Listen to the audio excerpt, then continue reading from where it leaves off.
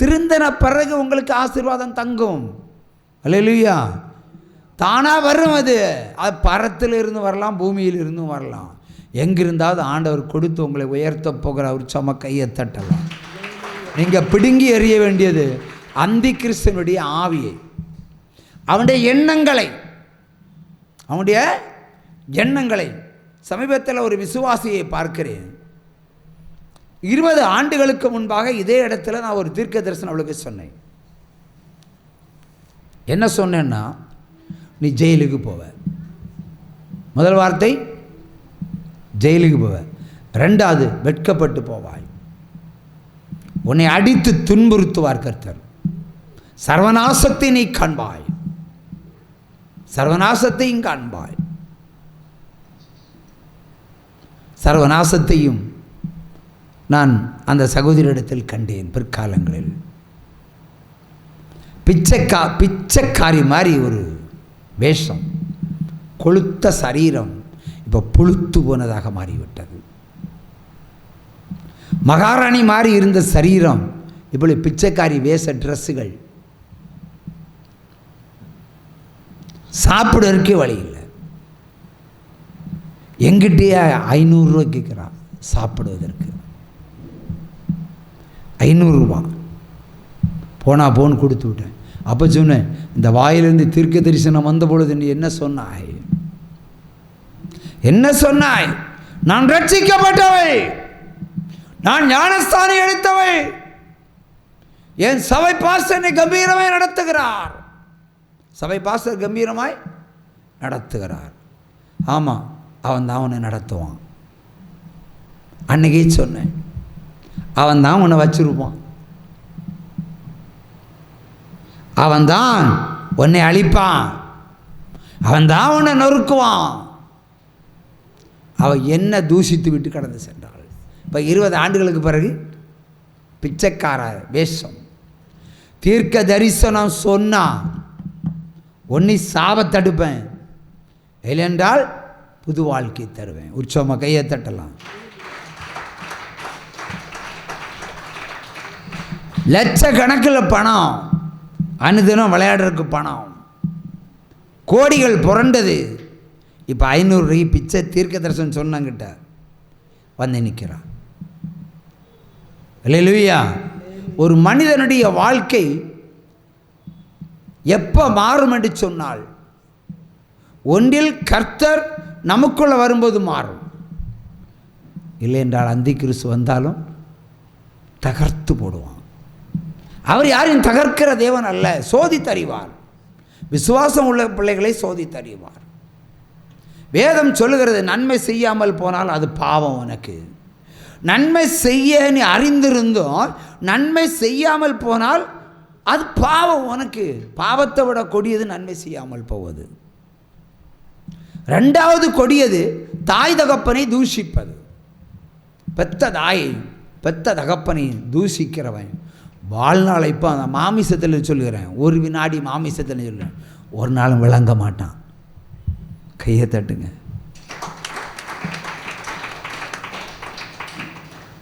பெத்த தாயை தூஷிப்பவனும் தகப்பனை தூஷிக்கிறவனும் விளங்கவே மாட்டான். இது தமிழில் சொன்னேன், நம்ம மாமிச பாண்டியில் சொல்கிறேன். ஆவியில் சொன்னா, உன்னை நான் வேரோட பிடுங்கி எரிந்து அழிப்பேன். இதுதான் தண்டனை. என்ன வசனம் வாசிச்ச? 8 வாசி.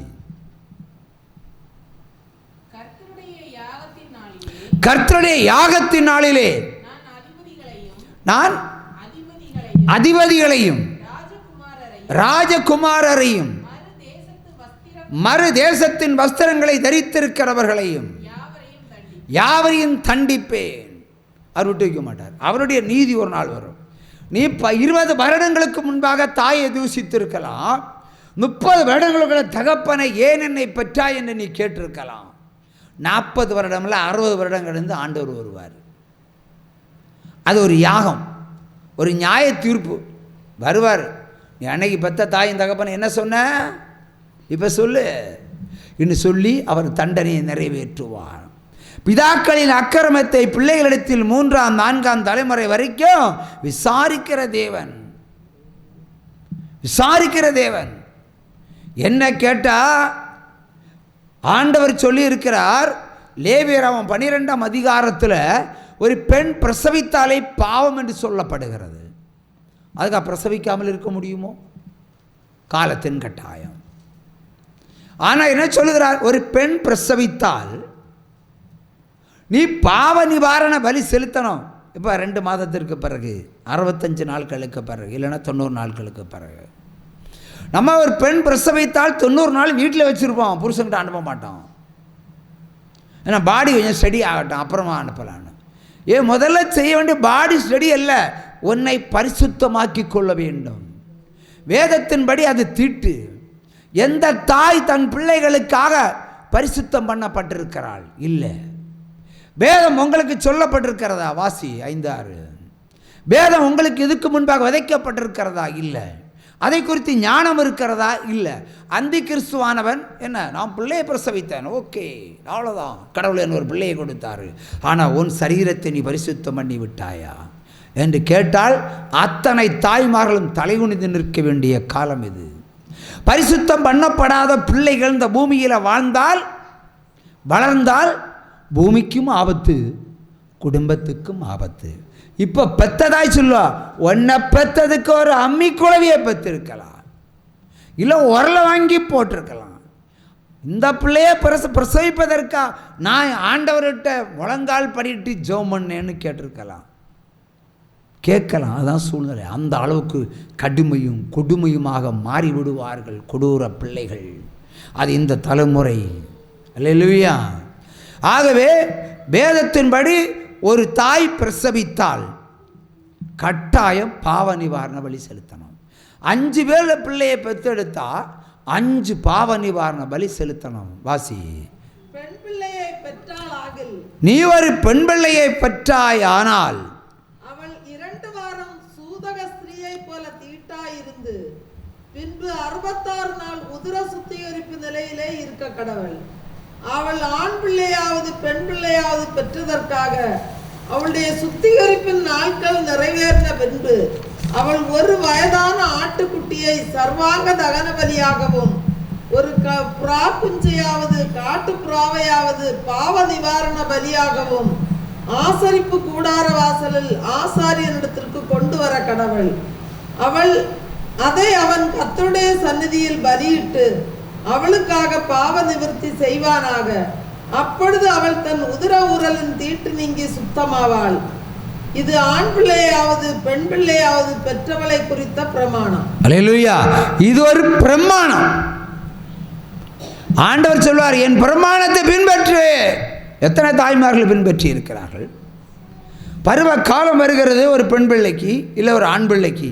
அவன் பாவம் செய்வான், சூழ்நிலை நிமித்தம் ஒரு பாவத்தை செய்வான். அவனுக்கு வைக்கப்படுகிறது லேவியராகமம் 19:22. வாசி. லேவியராகமம் 19:22. அதனாலே ஆசாரியன் அவன் செய்த பாவத்து நிமித்தம் அவனுக்காக கர்த்தருடைய சன்னதியில் பாவ நிவர்த்தி செய்ய கடவன். அப்பொழுதுதான் அவன் செய்த பாவம் அவனுக்கு மன்னிக்கப்படும். இப்போ நம்ம மறுபடியும் 96க்கு வருவோம், 666க்கு வருவோம், அந்த கிறிஸ்துக்கு வருவோம். இப்போ இந்த நேரத்தில் நான் பிரசங்கம் பண்ணுகிறேன். இப்போ அந்த கிறிஸ்துவானவன் உங்களுடைய உள்ளங்களிலே பேசுவான். இயேசு கிறிஸ்துவ நம்முடைய பாவங்களுக்காக மரித்தார் அல்லவா, ஒரு சிந்தனையை கொண்டு வருவான். நம்முடைய சாபத்திற்கு தானே அவர் மரித்தார் என்று உங்களுக்கு புத்திமதி அந்த கிறிஸ்து சொல்லுவான். இந்த ஊழியக்காரனுக்கு பைசை மேல் ஆசை, பணத்து மேல் ஆசை, அதனால தான் இவன் இப்படி சொல்லுகிறான் என்று உங்களுக்குள்ளே பேசுவான். நீங்களும் ரைட் தானே, நம்முடைய பாவத்துக்கு தானே அவர் கல்வாரி சிலுவையில் மரித்தார். நான் ஒரு கேள்வி கேட்குறேன் சிஸ்டர், உங்கள்கிட்ட தான் கேட்குறேன். நான் பிறந்த 63 வருஷம் ஆச்சு, நம்புறீங்களா? 63. இயேசு கிறிஸ்து மரித்தது என்னைக்கு? 2000 வருடங்களுக்கு முன்பாக, இல்லையா?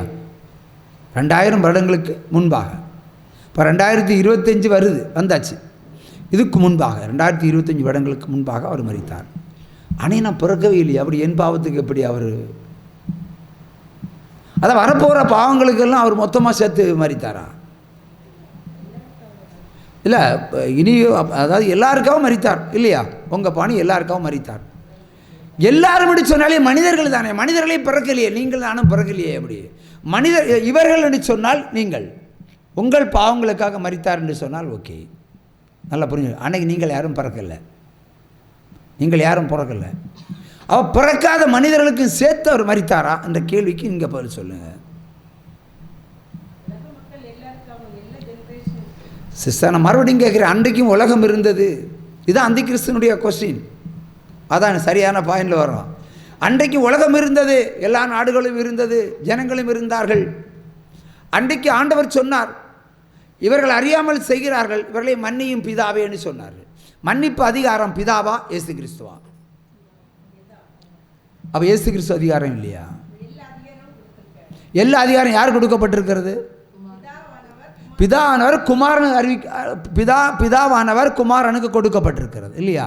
அப்போ பிதாவுக்கு வேலை முடிஞ்சு போச்சு, அதிகாரம் கொடுத்துட்டு அவர் ஒதுங்கிட்டார். மேலே வானத்திலும் கீழே பூமியிலும் ஏறுவதும் இறங்குவதும் சகல அதிகாரம் எனக்கு கொடுக்கப்பட்டிருக்கிறது பிதாவால். அது இயேசு கிறிஸ்துன்னு சொல்லுகிறார். அவ மன்னிக்கு அதிகாரம் இயேசு கிறிஸ்துக்கா பிதாவுக்கா? திரும்ப அங்கே வரேன். மன்னிக்கும் அதிகாரம் இயேசு கிறிஸ்துக்கா பிதாவுக்கா? அப்படின்னா பிதாவுக்கிட்டையும் ஒப்படைச்சார் இல்லையா சிஸ்டர்? அது அவருடைய உடன்படிக்கை நிறைவேற்றினார். இங்கே கேட்ட கேள்வி, கல்வாரி சிலுவையில் இந்த ஒரு வார்த்தையை வச்சாக்க இந்த உலகமே பாவிகளாக மாற்றி கொண்டிருக்கிறார்கள் பாஸ்டர்கள். என்ன கேட்டால் பரதேசி பாஸ்டர்கள். நான் கேட்குற கேள்வி அவங்களுக்கு சேர்த்து தான் சொல்கிறேன். நல்ல புத்தி இருக்குது, நமக்கு பகுத்தறிவு இருக்கிறது, சிந்திங்க. அவர் சொன்னார், இவர்கள் அறியாமல் செய்கிறார்கள், இவர்களை மன்னியும் பிதாவேன்னு சொன்னார் இல்லையா? இயேசு சொன்னார், சிலுவையிலிருந்து சொன்னார். இப்போ நான் கேட்குறேன், வேதம் சொல்லுகிறது மன்னிக்கும் அதிகாரம் இவருக்கு தான் இருக்குது, இயேசு கிறிஸ்து தான் இருக்கிறது. அதை ஒத்துக்கொள்ளுறீங்க, பிறகு ஏன் அவரிடத்தில் ஒப்படைத்தாருன்னு கேட்குறேன். இவர் மன்னிக்க விருப்பமில்லை, இந்த பாவிகளை மன்னிக்க விருப்பமில்லை. ஆனா என்ன சொன்னார்? இவர்கள் அறியாமல் செய்தார்கள். ஒரு ரிக்வெஸ்ட் பிதாவிட்ட, அறியாமல் செய்தார். நான் உண்மையான கடவுள்னு எங்களுக்கு தெரியாது, ஆனால் வேணும்னு நீங்கள் மன்னிச்சிருங்க, நான் மன்னிக்க மாட்டேன். இதானே யதார்த்தம். உங்கள் டீச்சர் புத்தியை கொஞ்சம் குழப்பி பாருங்க. நான் மன்னிக்க மாட்டேன், வேணாம் நீங்கள் மன்னிச்சிருங்க. இவன் சின்ன தப்புக்கு நான் மன்னிக்க மாட்டேன், வேணா நீங்கள் மன்னிச்சிருங்க. வீட்டில் சொல்லுவீங்களே இல்லையா? ஒரு மகன் தவறு செய்தால் தாய் தான் முதல்ல மன்னிப்பு கொடுக்கணும் இல்லையா? நான் மன்னிக்க மாட்டேன், வேணா புருஷன் நீங்கள் வேணா மன்னிச்சுடுங்க. அதே மாதிரி நழுவினார் சிலுவையில் இருந்து, மன்னிப்பு கொடுக்க விருப்பமில்லை. ஆனால் அதே தேவன் ஒரு வீட்டில் இருக்கும் பொழுது ஒரு வியாதியஸ்தனை வீட்டினுடைய கூரியை பிரித்து கட்டிலே கட்டி இறக்குகிறார்கள். கட்டில் இறக்கும் பொழுது அவனுடைய விசுவாசத்தை கண்டு, யாராவது கட்டில் இறக்குவாங்களா? அடுத்த வீட்டு கூரையை பிச்சு ஒரு பாடியை இறக்க முடியுமா? ஆண்டவர் பார்த்தார், விசுவாசத்தை பார்த்தார். என்ன சொன்னார்? உன் பாவம் மன்னிக்கப்பட்டது, உன் வியாதி நீங்கிச்சுன்னு சொல்லலை, உன் சாவம் நீங்கிச்சுன்னு சொல்லலை. திமிர்வாதக்காரன், உன் பாவம் மன்னிக்கப்பட்டது. உடனே எளிமை நடந்தான். அவன் மன்னிக்க அதிகாரம் யாருக்கு இருக்கு? இயேசுவுக்கு தான் இருக்கு. அப்போ இயேசு சொல்லலை, பிதாவே இந்த திமிர்வாதக்காரனை மன்னியும். பாருங்கள் எவ்வளோ பேர் இருக்காங்க, எல்லாரும் பின்வாசல் முன்வாசல் ஜன்னல் வழியாக வராங்க. இவன் மட்டும் குறியை பிச்சுக்கிட்டு கட்டில் கட்டி இவனை இறக்கியிருக்கு. நான் விடுதலை கொடுப்பேன்னு நினச்சி, எங்கள் விடுதலைன்னு சொல்லலையே, மன்னித்தார், மொத்த வியாதி சொஸ்தமாகிவிட்டது. மன்னிக்கும் அதிகாரம் யாருக்கு இருக்கிறது? இயேசு கிறிஸ்துக்குத்தான் இருக்கிறது. பிதாவிடத்தில் இருந்து நம்ம என்ன பெற்றுக்கொள்கிறோம்? சகல அதிகாரத்தை இயேசு கிறிஸ்து பெற்றுக்கொண்டார், அவர்கிட்ட நம்ம பெற்றுக்கொள்கிறோம். சரியா? இதான் சத்தியம். மூளை இருக்கு, கண் இருக்கு, மூக்கு இருக்கு. பிதாசுதன் பரிசுத்தாவி மூணு ஒன்று தான். மூளை இல்லைன்னா நீங்கள் இல்லை, கண் இல்லைன்னு நீங்கள் இல்லை, மூக்கு இல்லைன்னா நீங்கள் இல்லை, சுவாசிக்க முடியலைன்னா நீங்கள் உயிர் வாழ முடியாது. மூளை செயல்படலைன்னா கோமா, கண் பார்வை இல்லைன்னா நீ இந்த உலகத்தில் இருந்தும் பிரயோஜனம் இல்லை. அவ இயேசு இல்லைன்னா ஒன்றும் இல்லை. அவ அந்த இயேசுவே மன்னிக்கவில்லை. மன்னித்திருந்தால் நான் கேட்குறேன், யூதாஸை மன்னிச்சிருக்கணும்ல? உண்மையிலே ஹீரோ யூதாஸ் தான். இயேசுவே அவன் காட்டி கொடுக்காமல் போனால் இயேசுவே ஒருவேளை சிலுவையில் அறைய வாய்ப்பு இல்லாமல் போயிடும். ஏனென்று சொன்னால் இயேசுவை பிடிக்க வரும்போது 12 அப்போஸ்தலர்களை போல் இவர் மாறிவிடுகிறார். எல்லாரும் ஒரே மாதிரி மாறிவிடுறாங்க. ஏன் அந்த நேரத்தில் மட்டும் காட்டி கொடுத்ததும் நான் தான். கட்டி பிடிச்சி முத்தம் கொடுத்தான், பிடிச்சிட்டாங்க, பிடிச்சி சிலுவையில் அரைஞ்சாங்க. அது பிதாவுடைய சித்தம், திட்டம். ஆகவே ஒப்பு கொடுத்தார் ஆண்டவர். அந்த யூதாசு அந்த பணத்தை எடுத்து என்ன செஞ்சான்? சாப்பிட்டானா? பணாசை சகலத்துக்கு வேறு தான். பணாசை பிடிச்சோம், பணத்தை காட்டி கொடுத்து ஒரு முத்தம் தானே. ஒரு முத்தத்துக்கு இவ்வளோ விலையா? வாங்கிட்டான். வாங்கின பிறகு தான் நீதிமானை நான் காட்டி கொடுத்தேன், என் கடவுளை காட்டி கொடுத்தேன் கதர்னால. முதல்ல மனம் திருந்தது யூதாஸ். கையை தட்டுங்க நீங்க. கதர்னா பதர்னா. பேதுரு வரைக்கும் கள்ளம் ஓடி போனான், மறுதலித்து ஓடி போனான். இயேசுவை தூசித்தான். அந்த மனுஷனை நான் அறியேன்னு தூசித்தான். கண்டபடி கெட்ட வார்த்தை பேசினான் 3வது முறையாக. அவனை கூட ஆண்டவர் நேசித்தார். ஆனால் காட்டி கொடுத்த யூதாசை ஆண்டவர் ஏன் நேசிக்கவில்லை? பின்வாங்கி போனவனா கொன்று போடுவேன்னு சொல்லுகிறார் ஆண்டவர். பின்வாங்கி போறவனுக்கு சர்வநாசம் வரும்னு சங்கீதத்தில் சொல்லப்படுகிறது. சங்கீதம் 50:22 சொல்லப்படுகிறது.